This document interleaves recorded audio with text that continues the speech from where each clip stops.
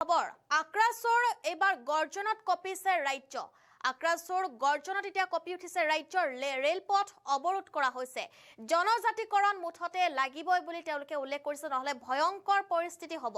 অনাগত সময়ত আৰু ভয়ংকৰ হৈ পৰিব পৰিস্থিতি সবিশেষ লৈ আহিছো এই মুহূৰ্তত এটা ডাঙৰ খবৰ জনাই আছো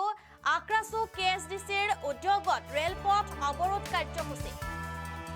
পৃথক কমতাপুৰ ৰাজ্যৰ পুনৰ গঠন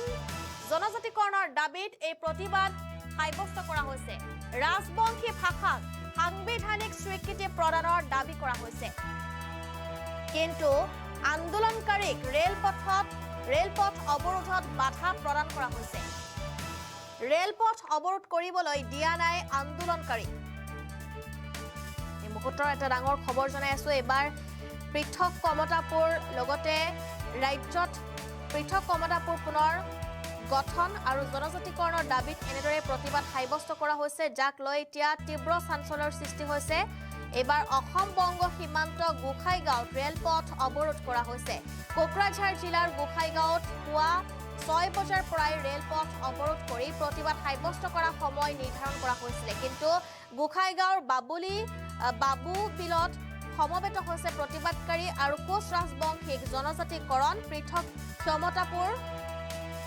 ৰাজ্যৰ দাবীত এই প্ৰতিবাদ সাব্যস্ত কৰা হৈছে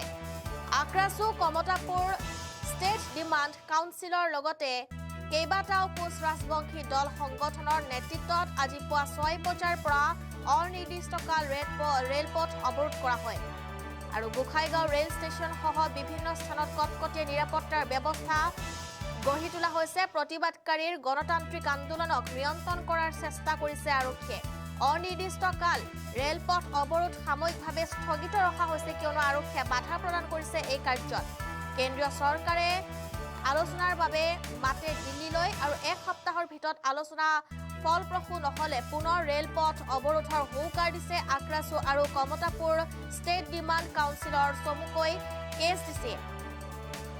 আমি জনাইছো এই মুহূৰ্তৰ এটা ডাঙৰ খবৰ অসম বংগ সীমান্তত গোখাইগাঁও ৰেলপথ অৱৰোধ কৰা হৈছে কিয়নো বহুতো দাবী যেটো কৰা হৈছে আৰু বিভিন্ন দাবীৰ বাবে প্ৰতিবাদ সাব্যস্ত কৰা হৈছে আক্ৰাছু কেএছডিচিৰ উদ্যোগত ৰেলপথ অৱৰোধ কাৰ্যসূচী আজি পৃথক কমতাপুৰ ৰাজ্য পুনৰ গঠন লগতে জনজাতিকৰণৰ দাবীত এই প্ৰতিবাদ সাব্যস্ত কৰা হৈছে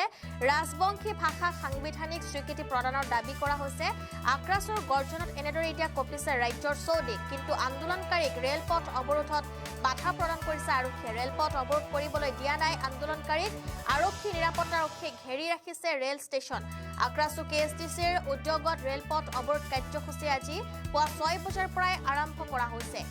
এই সন্দৰ্ভত কিছু মন্তব্য আছে শুনাবলৈ চেষ্টা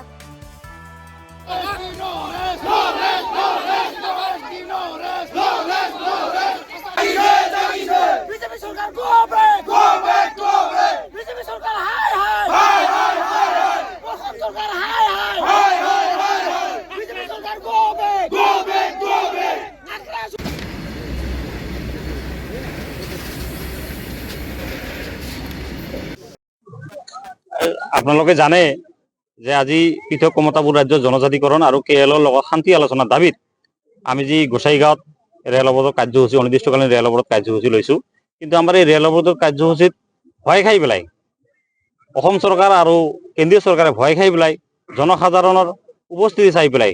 যোৱাকালি ৰাতি কেন্দ্ৰীয় গৃহ মন্ত্ৰালয়ৰ